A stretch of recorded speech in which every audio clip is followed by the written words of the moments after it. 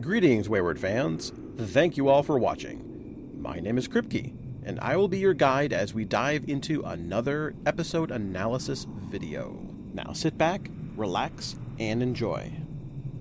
Episode 13 of this season is called Route 666. Dean's old flame, Cassie, calls for help, and the Winchesters come to her aid to stop a haunted truck killing off family and friends in her town with no way to stop it. Except maybe the Impala? Cyrus Dorian became a vengeful spirit after he was killed. But instead of looking like a human, he manifested into the one thing he loved most, his truck. And the best part about it? He can use it as a weapon. I'd love to see the police try and catch this maniac. Let the hunt begin. In 1960, a young woman named Audrey was dating two men. The first was Martin Robinson, someone she was seeing in secret. The second was Cyrus Dorian, a very jealous and racist man, and eventually broke things off with Cyrus.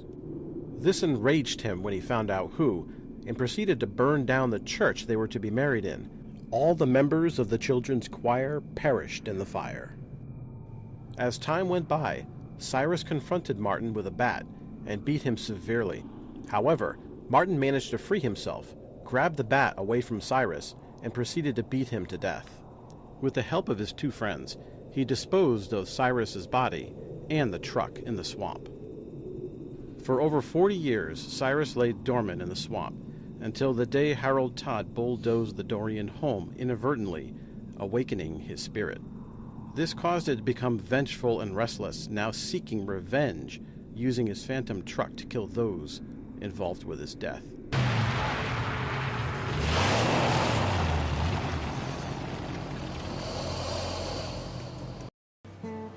Mayor Todd bulldozed the Dorian family home on the 3rd. The first killing was the very next day.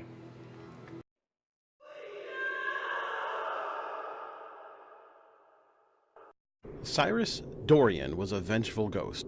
He mastered a few abilities that serve him to carry out his revenge. Teleportation. Teleportation is the transfer of matter or energy from one point to another without transversing the physical space between them. Cyrus used this to move about the roads very quickly to invoke fear and surprise to his victims. Electrokinesis. A step up from electric manipulation. Rather than simply interfering with electronics, some stronger ghosts can generate electricity themselves, controlling and manipulating machinery, and even use electricity offensively. Material attachment.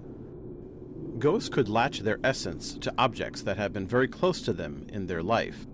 Until these objects are destroyed, the ghost could continue to manifest itself and haunt.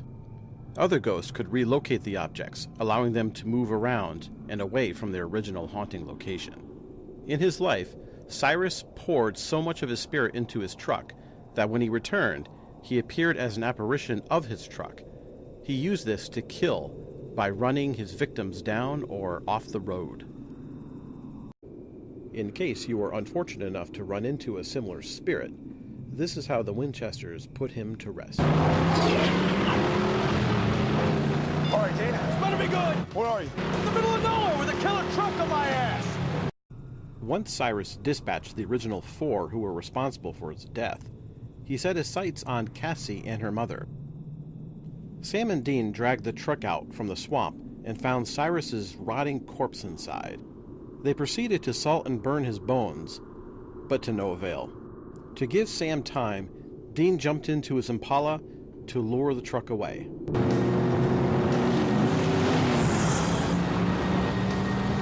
Sam checks an old map and directs Dean to the very church that Cyrus had burned down long ago, and lured it over to the consecrated ground, finally destroying the spirit truck. Cyrus is finally laid to rest.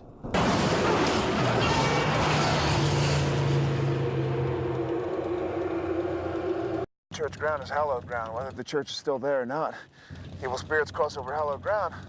Sometimes they're destroyed.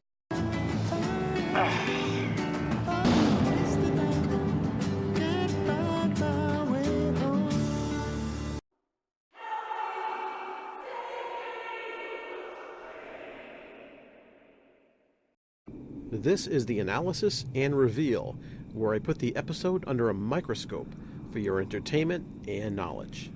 Number 1. Athens, Ohio, as mentioned by Dean while they were driving, is regarded as one of the most haunted areas in the country. Here is a snippet from a website of top 10 haunted places in the U.S.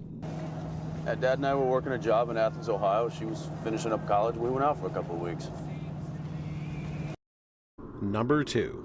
Editor Anthony Pinker was amused by the notes he got from the network for this episode. Despite all the multiple deaths and violence in the show, Pinker was expressly told not to displicit Cassie on top of Dean in their sex scene.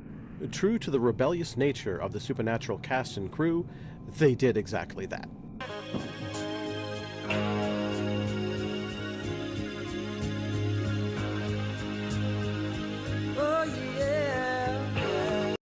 Number 3. The setting of the fire to the church in 1963 that killed the children inside during their choir practice may have been an allusion to the 16th Street Baptist Church bombing that occurred in 1963 in Birmingham, Alabama, killing 4 of the 5 children inside during their choir practice. Number 4. The title of this episode is a reference to the famous American highway, Route 66. Number 5. The starburst clock shows up on the wall of Sam and Dean's motel room. Number 6. In Season 4, Episode 18, The Monster at the End of this book, Route 666 is the title of one of Chuck's supernatural books. And Dean gets a shocking surprise when he reads some sensitive parts in that book. This is freaking insane. How's this guy know all this stuff? You got me. Everything is in here. I mean, everything. From the racist truck to me having sex. I'm full frontal in here, dude. Number 7. Even though the reviews were kind of bad for this episode, this was the most watched episode in the entire series, with 5.82 million viewers on the original airing. Number 8.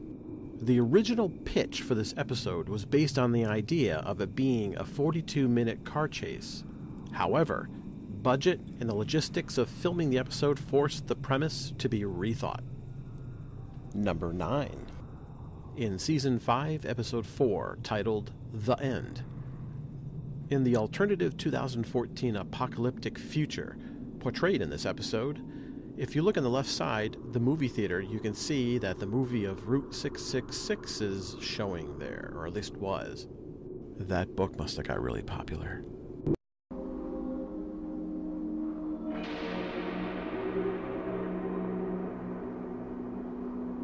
On to cultural references. Number 1. The showdown between the Impala and the racist truck is a reminiscent of an episode of Knight Rider, Kit vs. Car. On to Deja Vu. Number 6. Ron Robinson, who played young Martin Robinson, also played Possessed Man in Season 3, Episode 12, Usen Bello. On to continuity errors. Now for some fun. I'm going to show you very short clips from the episode, and let's see if you can find the error. Pause the video if needed for more time.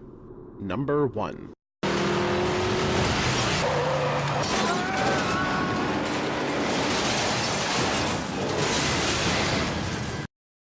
At the start of the episode, when the car is hit from behind by the truck, the crash pops open the trunk. Yet moments later, when the car vaults into the air and hits the ground, the trunk is closed again. Number 2.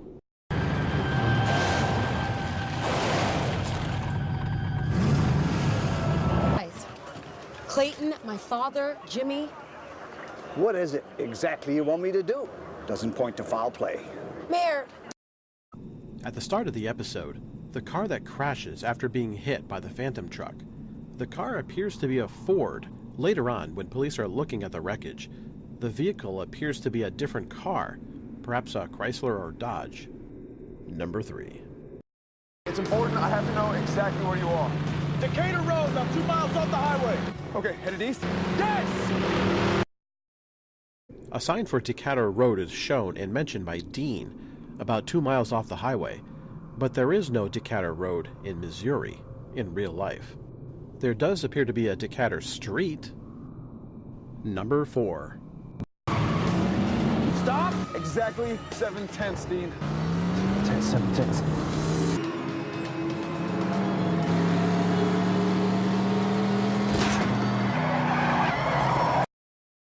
When Sam was instructing Dean on how far to drive while having the racist truck chase him, he wanted him to go exactly 0.7 miles away. When Dean first looks at his odometer, it reads 70098.2. When he reaches his destination, it now reads 70100.9. It looks like Dean drove an extra 2 miles somewhere. I bet you I know where he went. He went to get some pie. On to Goose. Just like with continuity errors, I'm going to show you very short clips from the episode, and let's see if you can find the error. Pause the video if needed if you need more time. Number 1.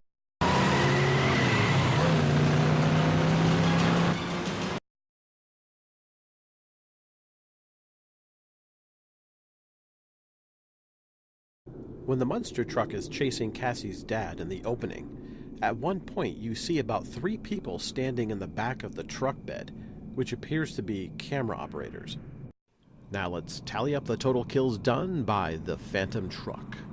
When Cyrus and his truck rested at the bottom of the swamp, his spirit remained there and never killed anyone until recently, when he was awakened by the demolition of his family home, igniting his vengeance. He first killed Clayton and Jimmy in the first week, then Martin Robinson, and finally Harold Todd, completing his revenge for his death. But he didn't stop there. He tried to kill Cassie and Dean, but his truck ran out of gas. So the total deaths since becoming a vengeful spirit is 4.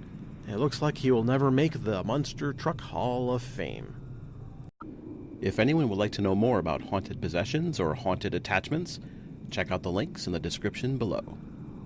If anyone has an interest in real paranormal investigating, or simply have a story, video, or photo you'd like to share, reach out to Thomas D'Agostino, public speaker, author of 12 books, and over 38 years of paranormal investigating. He is always looking for new stories and experiences to share. You can find his contact info in the description below. Please remember to like and subscribe to become a member of Kripke's Supernatural Hunters. And don't forget to click the bell so you'll be notified of any new videos. I'd love to hear from you. Please feel free to leave me a comment or any questions you may have below. Thank you so much for watching, Wayward fans, and as always, carry on the hunt.